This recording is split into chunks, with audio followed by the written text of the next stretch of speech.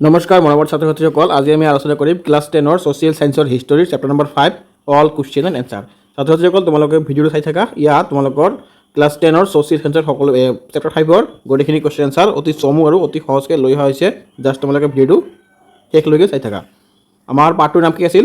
ভাৰত আৰু উত্তৰ পূৰ্বাঞ্চলৰ সাংস্কৃতিক ঐতিহ্য। আমাৰ ভাৰতৰ উত্তৰ পূৰ্বাঞ্চলৰ মতলব নৰ্থ ইষ্টৰ যিবিলাক ঐতিহাসিক আছে সংস্কৃতি, সেইবিলাকৰ বিষয়ে পাঠটোত দাঙি ধৰিছে। প্ৰথমতে আমি আলোচনা কৰিম অনুশীলনীৰ অতি চমু উত্তৰৰ প্ৰশ্নখিনি। অনুশীলনীৰ যিবিলাক কুৱেশ্যন দিয়া আছে সেইবিলাক কুৱেশ্যনৰ আমি আলোচনা কৰিম। 1 নম্বৰ কি দিয়া আছে তোমালোকে? হিন্দু সভ্যতাৰ পূৰ্ব সীমা গংগেয় উপত্যকাৰ কোন ঠাইলৈ বিস্তাৰ আছিল? এইটো হ'ব কি আমাৰ আলমগীৰপুৰলৈ। তাৰপিছত আহা তোমালোকে কুৱেশ্যন নম্বৰ 2। ইয়াত কি কৈছে? হিন্দু সভ্যতাত নাগৰিক সংস্কৃতিৰ বিকাশ কেতিয়া হৈছিল? ইয়াত হ'ব আমাৰ 2500 পৰা 1750ৰ ভিতৰত।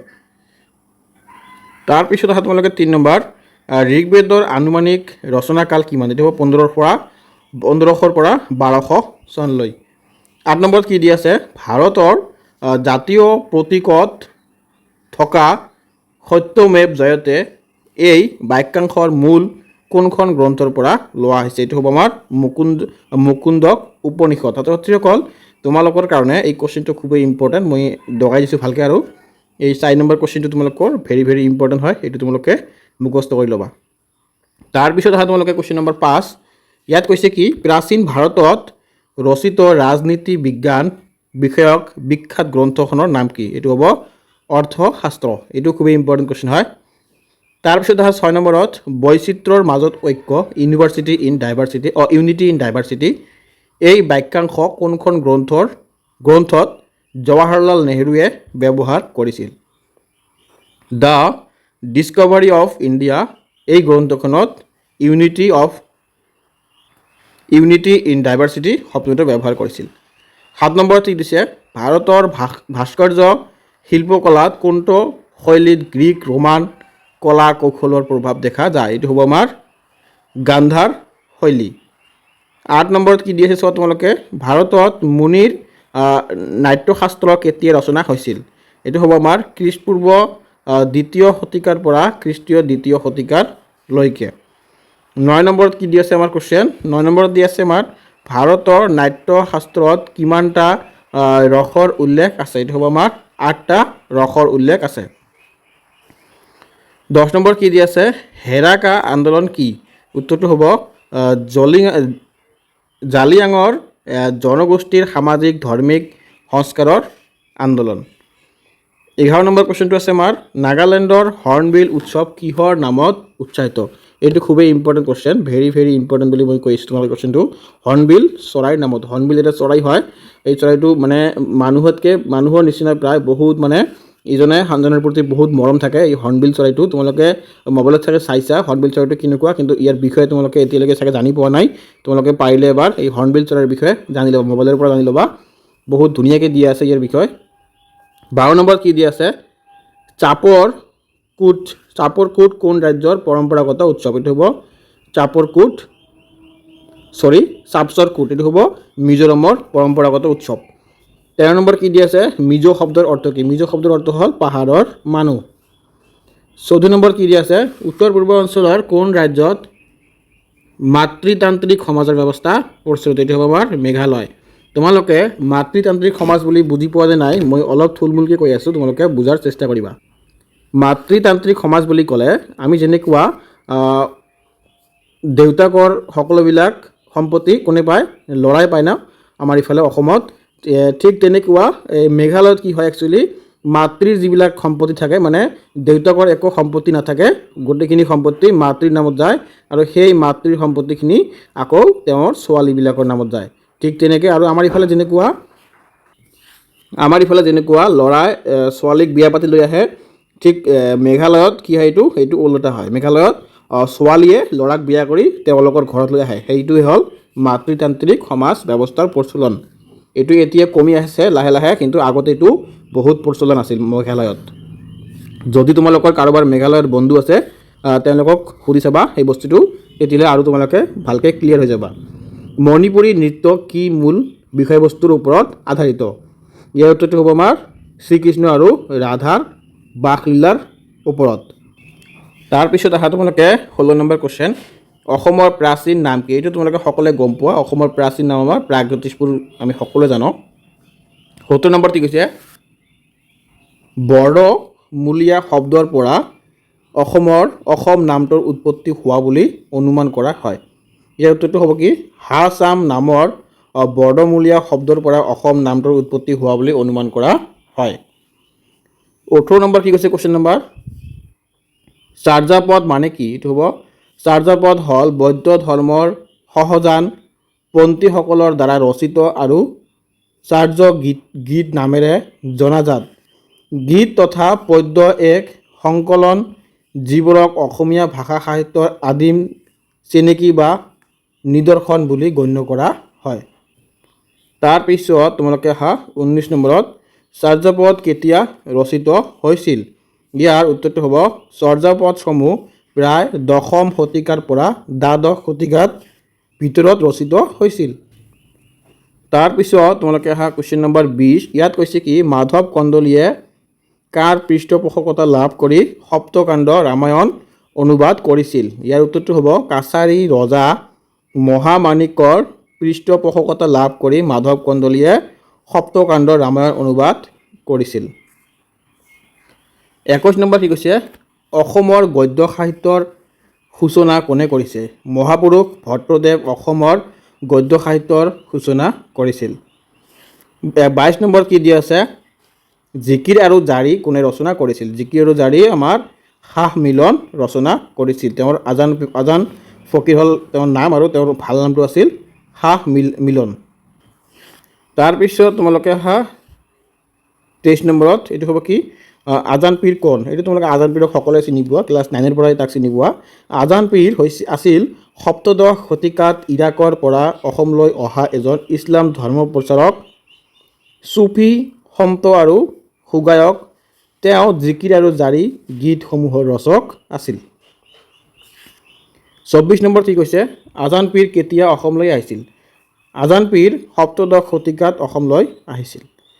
25 নম্বৰ কি কৈছে, দ পৰ্বতীয় শিলৰ তোৰণখন কেতিয়া নিৰ্মাণ হৈছিল?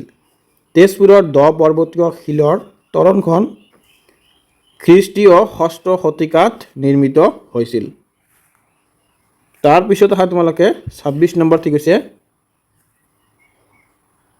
চাংৰুং ফুকন কি দায়িত্বত ন্যস্ত আছিল? ইয়াৰ উত্তৰটো হ'ব, আহোম শাসন ব্যৱস্থাত চাংৰুং ফুকন গড়, প্ৰসাদ, মৈদাম, ৰাস্তা ঘাট আৰু পুখুৰী খান্দা আদি গড় কপ্তানি কাৰ্য বা গৃহ নিৰ্মাণ বিভাগৰ মুখ্য অভিযন্তা তথা তত্ত্বাৱধায়কৰ দায়িত্বত ন্যস্ত আছিল। তাৰপিছত আহা তোমালোকে কিমান নম্বৰ, 27 নম্বৰ, লোক সংস্কৃতিত আগবঢ়োৱা অৱদানৰ বাবে অসমৰ কোন শিল্পীক পদ্মশ্ৰী সন্মান প্ৰদান হৈছিল? ইয়াৰ উত্তৰটো হ'ব, লোক সংস্কৃতিত আগবঢ়োৱা অৱদানৰ বাবে অসমৰ প্ৰখ্যাত গোৱালপাৰীয়া লোকগীত শিল্পী প্ৰতিমা বৰুৱা পাণ্ডেক পদ্মশ্ৰী সন্মান প্ৰদান কৰা হৈছিল। 28 নম্বৰত কি দিছে চোৱা তোমালোকে, অসমৰ প্ৰথম বাৰ্তা আলোচনীখনৰ নাম কি? অসমৰ প্ৰথম বাৰ্তা আলোচনীখনৰ নাম হ'ল 1846 চনত শিৱসাগৰৰ পৰা প্ৰকাশিত অৰুণোদয়। তাৰপিছত আহা কিমান নম্বৰ, 29 নম্বৰত কি দিছে, উত্তৰ পূৰ্বাঞ্চলৰ অষ্ট্ৰিক নৃগোষ্ঠীৰ অন্তৰ্ভুক্ত জনজাতিটো কি? ইয়াৰ উত্তৰটো হ'ব, উত্তৰ পূৰ্বাঞ্চলৰ অষ্ট্ৰিক নৃগোষ্ঠীৰ অন্তৰ্ভুক্ত জনজাতিটো হৈছে মেঘালয়ৰ খাচী আৰু জয়ন্তীয়াৰ জনজাতি। এতিয়া তোমালোকে আহা 30 নম্বৰত কি দিছে, ৰচয়িতাসকলৰ নাম। ছাত্ৰ ছাত্ৰীসকল তোমালোকক মই এই কথাটো ক'ব বিচাৰোঁ, এতিয়া মই যিটো পঢ়াই আছোঁ এই ৰচয়িতাসকলৰ নাম, এই কুৱেশ্যনটো তোমালোকে একেবাৰে ভালকৈ মুখস্থ কৰি ল'বা, কাৰণ ইয়াৰ পৰা তোমালোকৰ কমন পৰাটো নিশ্চয়। মই ইয়াত 100% কমন পৰিব বুলি ক'ব নোৱাৰোঁ, কিন্তু 80% মই সিয়ত দিব পাৰোঁ ইয়াৰ পৰা তোমালোকৰ এটা বা দুটা কুৱেশ্যন কমন পৰাটো নিশ্চয়। যেনেকুৱা তোমালোকে প্ৰথমত চোৱা কি দিছে ইয়াত, অৰ্থশাস্ত্ৰ এইটো কোনে লিখিছিল? কৌটিল্য। তাৰ আৰু নাম কি? চাণক্য। তোমালোকে লিখিব পাৰা কৌটিল্য বা চাণক্য। তাৰপিছত আহা হস্তীৰ বিদ্যানাম কোনে লিখিছিল? সুকুমাৰ বৰকাইত। সুকুমাৰ বৰকাইতে হস্তীৰ বিদ্যাৰ নাম লিখিছিল? কীৰ্তন কোনে লিখিছিল? মহাপুৰুষ শ্ৰীমন্ত শংকৰদেৱ। আৰু নামঘোষা কোনে লিখিছিল? এইটো হ'ব মহাপুৰুষ শ্ৰীমন্ত শ্ৰী শ্ৰী মাধৱদেৱ। তোমালোকে কীৰ্তন ঘোষা আৰু নামঘোষাটোৰ মাজত পাৰ্থক্য বুজি লোৱা।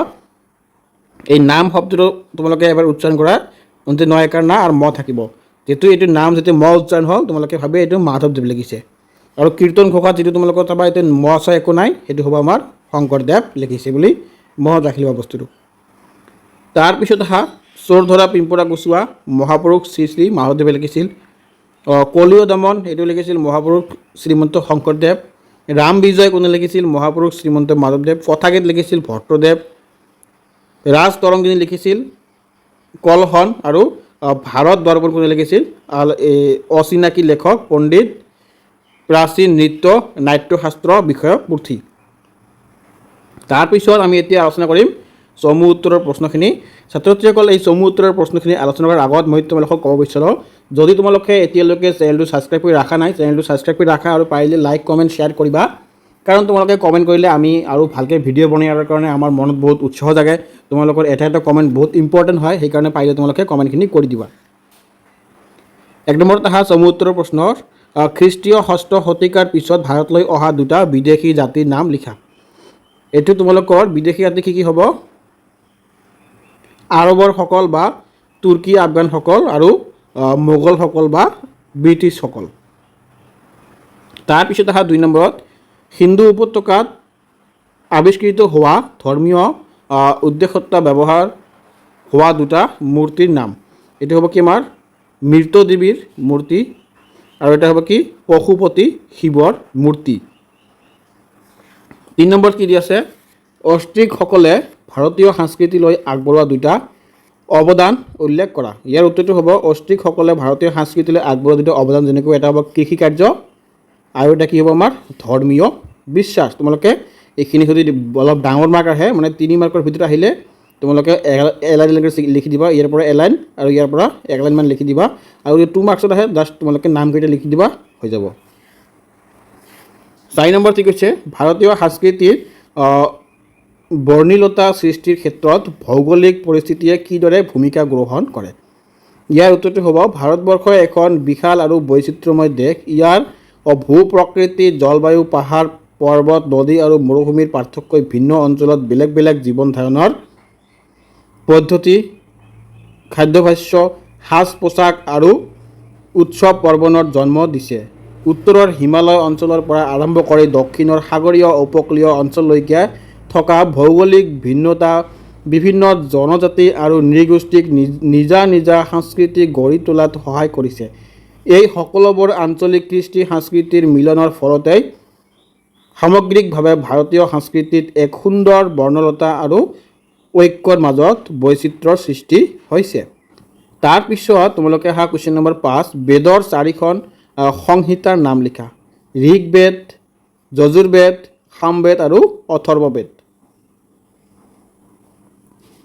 6 নম্বৰ কি কৈছে? অশোকৰ দ্বাদশ মুখ্য শিলালিপিত ধৰ্মীয় উদাৰতাৰ বিষয়ে কি কথা লিখা আছে? ইয়াৰ উত্তৰটো হ'ব সম্ৰাট অশোকৰ দ্বাদশ মুখ্য শিলালিপিত ধৰ্মীয় সহনশীলতা আৰু উদাৰতাৰ ওপৰত গুৰুত্ব আৰোপ কৰা হৈছে। তাত উল্লেখ আছে যে কোনেও কেৱল নিজৰ ধৰ্মটোক শ্ৰেষ্ঠ বুলি ভাবি আন ধৰ্মক নিন্দা কৰিব নালাগে। সকলো ধৰ্মৰে সৰ্বস্ব বা মূল কথা বৃদ্ধি হোৱাটো বঞ্চনীয়। আনৰ ধৰ্মক শ্ৰদ্ধা কৰিলেহে নিজৰ ধৰ্মৰ উন্নতি হয় আৰু ধৰ্মীয় সম্প্ৰীতি বৰ্তি থাকে। তাৰপিছত তোমালোকে অহা কুৱেশ্যন নম্বৰ আমাৰ কিমান আছে? 7, সাংস্কৃতিক বহুতত্ত্ববাদ মানে কি? ইয়াৰ উত্তৰটো হ'ব কি? সাংস্কৃতিক বহুতত্ত্ববাদ মানে হৈছে এনে এক সামাজিক ব্যৱস্থা য'ত এখন নিৰ্দিষ্ট দেশ বা সমাজৰ ভিতৰত বিভিন্ন ভাষা, ধৰ্ম, জাতি আৰু জাতিসত্তাৰ জনগোষ্ঠীসমূহে নিজ নিজ সুকীয় সাংস্কৃতিক পৰিচয়, পৰম্পৰাৰ আৰু বৈশিষ্ট্যসমূহৰ হেৰুৱাই নেপেলাই শান্তিপূৰ্ণভাৱে সহাৱস্থান কৰে। ই সকলো সংস্কৃতিৰ সৎ অধিকাৰ আৰু মৰ্যাদাক স্বীকাৰ দিয়ে। তাৰপিছত অহা তোমালোকে কুৱেশ্যন নম্বৰ 8, ভাৰতৰ প্ৰাচীন যুগৰ দুগৰাকী বৈজ্ঞানিকৰ নাম লিখা। এইটো হ'ব আৰ্যভট্ট আৰু বৰাহ মিহিৰ। তাৰপিছত তোমালোকে কুৱেশ্যন নম্বৰ 9, ইয়াত কৈছে কি চোৱা, প্ৰাচীন ভাৰতৰ দুখন চিকিৎসা শাস্ত্ৰৰ নাম লিখা। এটা হ'ব ক নম্বৰত চৰক সংহিতা আৰু সুশ্ৰুত সংহিতা। 10 নম্বৰ কি কৈছে, ভাৰতীয় চিত্ৰকলাক কি ভাগত ভগাব পাৰি। ক নম্বৰত দিছে কি, দেৱাল চিত্ৰ বা বৃহৎ আকাৰৰ চিত্ৰ আৰু ক্ষুদ্ৰকাৰ চিত্ৰ বা পুথি চিত্ৰ। তাৰপিছত আহা 11 নম্বৰত চিত্ৰকলাৰ প্ৰতি পৃষ্ঠপোষকতা আগবঢ়োৱা দুগৰাকী মোগল বাদশ্বাহৰ নাম লিখা। এটা হ'ব কি, সম্ৰাট আকবৰ আৰু সম্ৰাট জাহাংগীৰ। 12 নম্বৰত কি হৈছে চোৱা, ক্ষুদ্ৰতাক চিত্ৰযুক্ত অসম দুখন সাঁচিপতীয়া পুথিৰ নাম লিখা। এটা হ'ব হস্তিৰ বিদ্যাৰ নাম আৰু এটা হ'ব আনন্দ লহৰী। 13 নম্বৰত কি দিয়া আছে, হস্তিৰ বিদ্যাৰ নাম গ্ৰন্থখনৰ চিত্ৰক দুগৰাকী নাম লিখা। এইটো হ'ব দিলবৰ আৰু দোচাই। এইটো আমাৰ খুবেই ইম্পৰ্টেণ্ট কুৱেশ্যন, তোমালোকে এই কুৱেশ্যনটো মনত ৰাখিবা। হস্তিৰ বিদ্যাৰ নাম গ্ৰন্থৰ চিত্ৰকাৰ দুগৰাকীৰ নাম লিখা। হস্তিৰ বিদ্যাৰ নাম গ্ৰন্থ যে বনাইছে তাৰে দুজন চিত্ৰকাৰৰ নাম দিলবৰ আৰু দোচাই। 14 নম্বৰ কি আছে, জুম খেতি মানে কি? উত্তৰটো হ'ব জুম খেতি হ'ল পাহাৰীয়া অঞ্চলৰ পৰা পৰম্পৰাগত হস্তান্তৰিত কৃষি পদ্ধতি। এই পদ্ধতিত পাহাৰৰ কোনো এক অংশ হাবি বন কাটি শুকাই আৰু জুই লগাই পৰিষ্কাৰ কৰি কেইবছৰমানৰ বাবে খেতি কৰা হয়। এই মাটিৰ উৰ্বৰা শক্তি হেৰাস পালে সেই ঠাই এৰি আন এক নতুন পাহাৰীয়া ভূমিক একে পদ্ধতি খেতি কৰা হয়, তাকে ঝুম খেতি বুলি কোৱা হয়। কুৱেশ্যন নম্বৰ 15 কি কৈছে, জেং বিহু মানে কি? উত্তৰটো হ'ব জেং বিহু হ'ল উজনি অসমৰ গ্ৰাম্য অঞ্চলত প্ৰচলিত বিহুৰ এক অন্যতম ৰূপ, য'ত কেৱল গাঁৱৰ ডেকা বধূ আৰু জীয়ৰীসকলে পুৰুষৰ অবিহনে ঘৰৰ পৰা আঁতৰত গছৰ তলত বা বাঁহৰ জেঙেৰে আবৃত নিৰ্জন ঠাইত গোট খাই বিহু মাৰে আৰু গীত গায়, তাকে জেং বিহু বুলি কয়। 16 নম্বৰ কি কৈছে, ওজাপালিৰ দুটা ভাগৰ নাম লিখা। এটা হ'ব সুকন্যানী ওজাপালি আৰু এটা হ'ব বেহগোৱা ওজাপালি। 17 নম্বৰ কি দিয়া আছে, প্ৰাচীন ভাৰতৰ দুগৰাকী দাৰ্শনিক নাম লিখা। এটা হ'ব ক নম্বৰত মহৰ্ষি কপিলা আৰু এটা হ'ব কি শংকৰাচাৰ্য। 18 নম্বৰত কি দিয়া আছে, আহোম ৰাজত্ব কালত ৰচিত দুখন বুৰঞ্জীৰ নাম লিখা। এটা হ'ব পুৰণি অসম বুৰঞ্জী আৰু এটা হ'ব তুংখীয়া বুৰঞ্জী। 19 নম্বৰত কি দিয়া আছে, বিহুৰ সমধৰ্মী হিচাপে নামনি অসমত উদযাপিত হোৱা দুটা স্থানীয় উৎসৱ উল্লেখ কৰা। ইয়াৰ উত্তৰটো হ'ব কি আমাৰ, এটা হ'ব ভেঠেলি আৰু এটা হ'ব মহোহো। 20 নম্বৰত কি আছে আমাৰ, দৰঙৰ দুবিধ লোকনৃত্যৰ নাম লিখা। এটা হ'ব দেওধনী আৰু এটা হ'ব বৰঢুলীয়া। দৰঙৰ দুবিধ লোকনৃত্যৰ নাম। 21 নম্বৰ কি দিয়া আছে, ভাৰতত থকা মূল নৃগোষ্ঠী কেইটা কি? ভাৰতত কেইটা মূল নৃগোষ্ঠী আছে, নিগ্ৰিটো, এটা হ'ব প্ৰাক অষ্ট্ৰিয়ট, গ নম্বৰ হ'ব মংগোলীয়, ঘ নম্বৰ হ'ব ভূ মধ্যসাগৰীয় বা দ্ৰাবিড় আৰু 19 নম্বৰ হ'ব পশ্চিমীয় আৰু 6 নম্বৰ হ'ব কি আমাৰ নৰ্ডিক বা আৰ্য। 22 নম্বৰ কুৱেশ্যন কি দি আছে, ভাৰতীয় সংস্কৃতিৰ অনেকৰ মাজত একতা সৃষ্টিকাৰী তিনিটা কাৰক উল্লেখ কৰা। ইয়াত তোমালোকে জাষ্ট কাৰককেইটা লিখি দিবা, ইয়াতে হৈ যাব। ভাৰতৰ সংস্কৃতিত অনেকৰ মাজত একতা বা বৈচিত্ৰ্যৰ মাজত ঐক্য সৃষ্টিকাৰী তিনিটা গুৰুত্বপূৰ্ণ কাৰক হ'ল, ইয়াৰে 1 নম্বৰটো হ'ব ভৌগোলিক অখণ্ডতা, 2 নম্বৰটো হ'ব ধৰ্মীয় আৰু সাংস্কৃতিক পৰম্পৰা, 3 নম্বৰটো হ'ব কি আমাৰ ৰাজনৈতিক তথা প্ৰশাসনিক একত্ৰীকৰণ। তাৰপিছত অহা 3 নম্বৰ, প্ৰাচীন ভাৰতৰ স্থাপত্য নিদৰ্শনসমূহক ঘাইকৈ কি ভাগত ভগোৱা হৈছে। ইয়াৰ উত্তৰটো হ'ব আমাৰ ধৰ্মীয় স্থাপত্য, যেনে মন্দিৰ, স্তূপ আৰু মঠ। খ নম্বৰত আছে কি অসামৰিক বা ৰাজকীয় স্থাপত্য আৰু গ নম্বৰত আছে কি সামৰিক স্থাপত্য। তাৰপিছত অহা 24 নম্বৰত ইউনেস্কোৰ দ্বাৰা বিশ্ব ঐতিহ্য ক্ষেত্ৰ হিচাপে তালিকাভুক্ত হোৱা ভাৰতৰ তিনিটা স্থাপত্যৰ নাম লিখা। এইটো খুবেই ইম্পৰ্টেণ্ট। এটা হ'ব কি আমাৰ আগ্ৰাৰ তাজমহল, খ নম্বৰটো হ'ব কি সাঁচীয় মধুস্তূপ আৰু গ নম্বৰটো হ'ব কি খাজুৰাহৰ মন্দিৰসমূহ। 5 নম্বৰ কোৱেশ্যন আহা ভাৰতৰ ভাস্কৰ্য শিল্পৰ ক্ষেত্ৰত কি মূৰ্তি নিৰ্মাণ কৰা হৈছিল ভাৰতৰ ভাস্কৰ্য শিল্পৰ ক্ষেত্ৰত মূলত ধৰ্মীয় ভাৱধাৰাৰ ওপৰত ভিত্তি কৰি বুদ্ধদেৱৰ বিভিন্ন মুদ্ৰাৰ মূৰ্তি মহাবীৰ তথা জৈন তীৰ্থংকৰসকলৰ মূৰ্তি আৰু হিন্দু ধৰ্মৰ দেৱ দেৱী যেনে শিৱৰ নটৰাজ মূৰ্তি বিষ্ণু দুৰ্গা আৰু ত্ৰিমূৰ্তিৰ শৈল তথা ব্ৰঞ্জৰ মূৰ্তি নিৰ্মাণ কৰা হৈছিল 26 নম্বৰত কি দিছে ভাৰতৰ ভাস্কৰ্য শিল্পৰ কলাৰ তিনিটা প্ৰধান শৈলী কি এটা হ'ব গোণ্ডাৰ শৈলী এইটো হ'ব মথুৰা শৈলী আৰু এটা হ'ব কি আম্ৰাৱতী শৈলী 27 নম্বৰ কি দি আছে আমাৰ দেৱাল চিত্ৰৰ নিৰ্দেশন থকা ভাৰতৰ তিনিখন ঠাইৰ নাম লিখা এটা হ'ব অজন্তা গুহা এইটো আছে মহাৰাষ্ট্ৰত আৰু এটা হ'ব কি ইলোৰা গুহা এইটো মহাৰাষ্ট্ৰত আৰু এটা আছে কি বাগ গুহা এইটো আছে মধ্য প্ৰদেশত 28 নম্বৰ কি দি আছে মোগল যুগৰ ক্ষুদ্ৰাকাৰ চিত্ৰ সমলিতিৰ তিনিটা গ্ৰন্থৰ নাম লিখা সম্বলিত তিনিটা গ্ৰন্থৰ নাম লিখা এটা হ'ব কি হামজানামা আৰু এটা কি হ'ব আকবৰ নাম আৰু এটা কি আছে কি আমাৰ ৰাজম নাম মহাভাৰতৰ পাৰ্চী অনুবাদ 29 নম্বৰ কি দি আছে চিত্ৰকলাৰ সৰাংগমান কি প্ৰাচীন ভাৰতীয় চিত্ৰকলাৰ মূল 6টা নীতি বা নিয়মৰ সমষ্টিক সৰাংগাৰ বুলি কোৱা হয় তোমালোকে এইখিনি পঢ়ি ল'বা সৰাংগাৰ কি বস্তু কেনেকৈ আহিছে তাৰপিছত ডাইৰেক্ট আহা তোমালোকে 30 নম্বৰ ভাৰতৰ যোগ বিদ্যাৰ বিষয়ে চমুকৈ লিখা ছাত্ৰ-ছাত্ৰীসকল এই পাঠটোৰ কোৱেশ্যনবিলাক বহুত কোৱেশ্যন সেইকাৰণে ভিডিঅ'টো বহুত দীঘল হৈছে যোগ বিদ্যা বা যোগ শাস্ত্ৰ হ'ল প্ৰাচীন ভাৰতীয় দৰ্শন আৰু বিজ্ঞানৰ এক অমূল্য অৱদান মহৰ্ষি পতঞ্জলীক যোগ দৰ্শনৰ প্ৰণয়নকৰ্তা বুলি গণ্য কৰা হয় যিয়ে যোগ সূত্ৰ নামৰ পুথিখন ৰচনা কৰিছিল তাৰপিছত আহা 31 নম্বৰত ভাৰতৰ স্থাপত্য কলাৰ তিনিটা বৈশিষ্ট্যৰ নাম লিখা এটা হ'ব ধৰ্মীয় প্ৰভাৱ শৈল খোদিত প্ৰণালী আৰু এটা হ'ব কি আঞ্চলিক শৈলৰ বিকাশ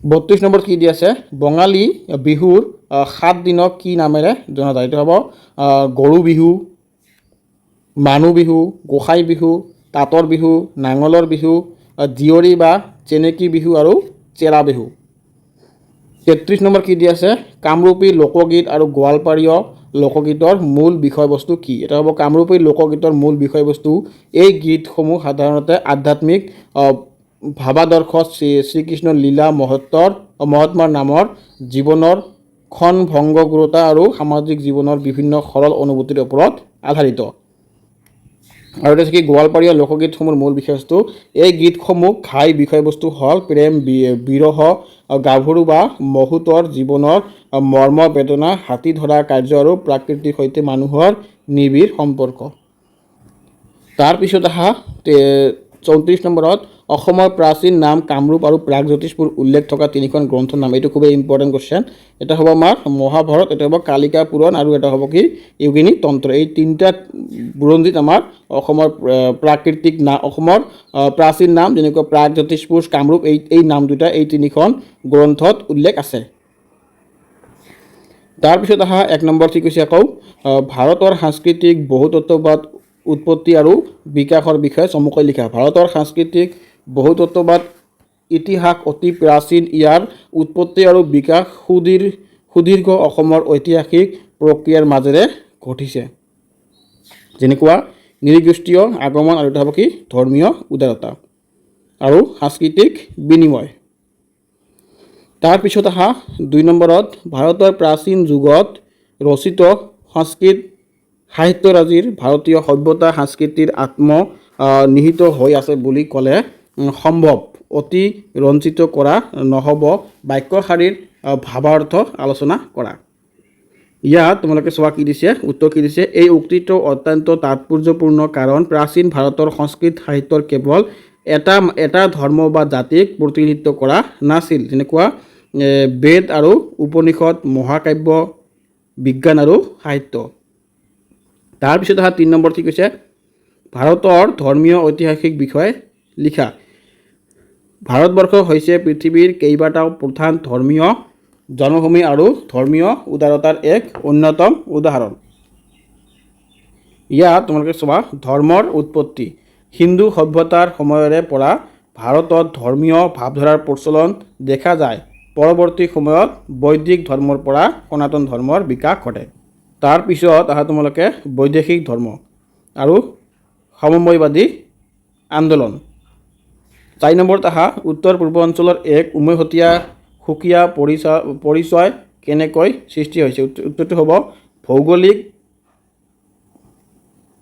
অৱস্থিতি, নৃগোষ্ঠীয় সদৃশ্য আৰু সাংস্কৃতিক বিনিময়ৰ যোগেদি পৰিচালিত হৈছে। 5 নম্বৰ কি কৈছে, উত্তৰ পূৰ্বাঞ্চলৰ ৰাজ্যসমূহৰ ধৰ্মীয় পৰিৱেশৰ বিষয়ে আলোচনা কৰা। এটা হ'ব পৰম্পৰাগত প্ৰকৃতি পূজা, ইছলাম, খ্ৰীষ্টান আৰু বৌদ্ধ ধৰ্ম আৰু হিন্দু ধৰ্ম। 6 নম্বৰ কি কৈছে তোমালোকে, অসমত আৰ্য অনাৰ্য সকলোৰে সমন্বিত আবেদনেৰে এক সংমিশ্ৰিত সংস্কৃতিৰ উৎপত্তি হৈছে। এই প্ৰসংগটো চমুকৈ আলোচনা কৰা। ইয়াত তোমালোকে লিখিবা অনাৰ্যৰ উপাদানসমূহ তোমালোকে অলপ লিখি দিবা ইয়াৰ পৰা। তাৰপিছত আৰ্যৰ উপাদানসমূহ তোমালোকে ইয়াৰ পৰা কিছু লিখি দিবা, তাতে হৈ যাব তোমালোকৰ। 7 নম্বৰটো আহা অসমৰ চিত্ৰকলাৰ ইতিহাসৰ বিষয়ে চমুকৈ লিখা। অসমৰ চিত্ৰকলাৰ এক চহকী ঐতিহাসিক পৰম্পৰা আছে, যেনেকুৱা প্ৰাচীন কাল। তোমালোকে ইয়াৰ পৰা অলপমান লিখি দিবা, মই কৈ নাযাওঁ, ভিডিঅ'টো বহুত দীঘল হৈ গ'ল, অলৰেডি আধা ঘণ্টা পাৰ হৈ গ'ল। আৰু মধ্যযুগ ও সাঁচিপতীয় পুথিচিত্ৰ তোমালোকে ইয়াৰ পৰা অলপ লিখি দিবা। 8 নম্বৰটো কি আছে, অসমৰ ধৰ্মীয় বিবিধতা আৰু সংহতিৰ বিষয়ে লিখা। ইয়াত তোমালোকে উত্তৰ লিখিবা অসমৰ সমাজখন ধৰ্মীয় বিবিধতাৰ মাজত সাম্প্ৰদায়িক সম্প্ৰীতিৰ এক উজ্জ্বল নিদৰ্শন। যেনেকুৱা লিখিবা বিবিধতাৰ বিষয়ে অলপ তোমালোকে ইয়াৰ পৰা লিখি দিবা। তাৰপিছত লিখিবা সংহিতা আৰু সমন্বয়, ইয়াৰ পৰা চাই তোমালোকে অলপ লিখি দিবা। 9 নম্বৰত আহা উত্তৰ পূৰ্ব অঞ্চলৰ অন্য ৰাজ্যকেইখনৰ তুলনাত অসমৰ সাংস্কৃতিক বিবিধতা সংমিশ্ৰণ আৰু বিৱৰ্তন কিয় অধিকতৰ হৈছে। ইয়াৰ উত্তৰটো হ'ব তোমালোকৰ কি, উত্তৰ পূৰ্বাঞ্চলৰ বাকী ৰাজ্যসমূহৰ তুলনাত অসমত সাংস্কৃতিক সংমিশ্ৰণ অধিক হোৱাৰ মূল কাৰণ হ'ল ভৌগোলিক অৱস্থিতি আৰু ৰাজনৈতিক বুৰঞ্জী, আৰু এটা কি আছে আমাৰ প্ৰব্ৰজন আৰু সংযোগ। তাৰপিছত তোমালোকে 10 নম্বৰত লোক সংস্কৃতি অধ্যয়নৰ বাবে দৰাচলতে সমগ্ৰ সমাজখনে এখন কিতাপৰ দৰে। এই প্ৰসংগত তোমালোকে মন্তব্য কৰা। এইটো তোমালোকে অলপ চাই লিখিবা, ইয়াৰ পৰা একেবাৰে ইজি হয়, মই কৈ নাযাওঁ, ভিডিঅ'টো অলৰেডি বহুত দীঘল হৈ গ'ল। তোমালোকে জাষ্ট চাই ইয়াৰ পৰা লিখি দিবা। এতিয়া তোমালোকে আহা চমুটোকা লিখা। এইখিনি একেবাৰে ইজি বস্তু। প্ৰাচীন ভাৰতবৰ্ষৰ ভাস্কৰ্য শিল্প, ইয়াৰ বিষয়ে চমুটোকা আৰু কি লিখিবা, ইয়াত লিখি দিয়া আছে, তোমালোকে চাই ইয়াৰ পৰা লিখিব পাৰা। একেবাৰে ইজিকৈ লৈ অহা হৈছে। 2 নম্বৰটো কি দিয়া আছে, ভাৰতীয় চিত্ৰকলা, এইটো লৈ অহা হৈছে, তোমালোকে চাই ইয়াৰ পৰা লিখিব পাৰা। 3 নম্বৰটো দি আছে ভাৰতৰ সংগীত আৰু নৃত্যকলাৰ ঐতিহ্য, একেবাৰে ধুনীয়াকৈ দিয়া আছে। 4 নম্বৰটো কি দিয়া আছে, অসমৰ ভাস্কৰ্য শিল্প, আৰু 5 নম্বৰত দি আছে কি আমাৰ অসমৰ হস্তপত্য শিল্প। 6 নম্বৰত কি দি আছে অসমৰ বৈষ্ণৱী শিল্প, আৰু 7 নম্বৰত কি দি আছে অসমৰ লোক সংগীত। 8 নম্বৰত কি দি আছে অসমৰ ধৰ্মীয় সংহতি। 9 নম্বৰত দি আছে অসমৰ বুৰঞ্জী সাহিত্য, আৰু 10 নম্বৰত দি আছে কি আমাৰ বিহু উৎসৱ। একেবাৰে ইজি বস্তু। তাৰপিছত তোমালোকে আৰু মোৰ ইয়াতে কুৱেশ্যন নাই, ভিডিঅ'টো ইয়াতে সামৰণি মাৰিম মই। তোমালোকে যদি গোটেই ভিডিঅ' চাইছা তেনেহ'লে সাধাৰণতে তোমালোকে চেনেলটো ছাবস্ক্ৰাইব কৰি ৰাখিবা, এনেকুৱা ধৰণৰ ভিডিঅ' পাই থাকিবা। আৰু তোমালোকে যদি পাৰিলে কমেণ্ট কৰিবা, কিবা বুজি পালা নে নাই। তোমালোকে কমেণ্ট কৰিলে আমাৰ বহুত মনত উৎসাহ জাগে আৰু ভালকৈ ভিডিঅ' বনাই ইয়াৰ কাৰণে। ইয়াৰ যোগেদি আমি তোমালোকক বুজি পাওঁ যে ছাত্ৰ ছাত্ৰীসকলে বুজি পালে নাই, নহ'লে আমাৰ কষ্টখিনি এনেই বেকাৰ বিফলে যায়। সেইকাৰণে তোমালোকে পাৰিলে কমেণ্টটো কৰি দিবা। চ' আজি মই ইয়াতে সামৰণি মাৰিলোঁ। তোমালোকে এতিয়া ক্লাছ 10ত উঠিছা, ভালকৈ পঢ়া, আজিৰ পৰাই ভালকৈ পঢ়া আৰু ভালকৈ পঢ়াৰ চেষ্টা কৰা। চ' আজিৰ ভিডিঅ'টো আমি ইয়াতে সামৰি মাৰিলোঁ। তোমালোকক নেক্সট ভিডিঅ'ৰ লগত দেখা পাবা, যদি চেনেলটো ছাবস্ক্ৰাইব কৰি ৰাখি দিয়া।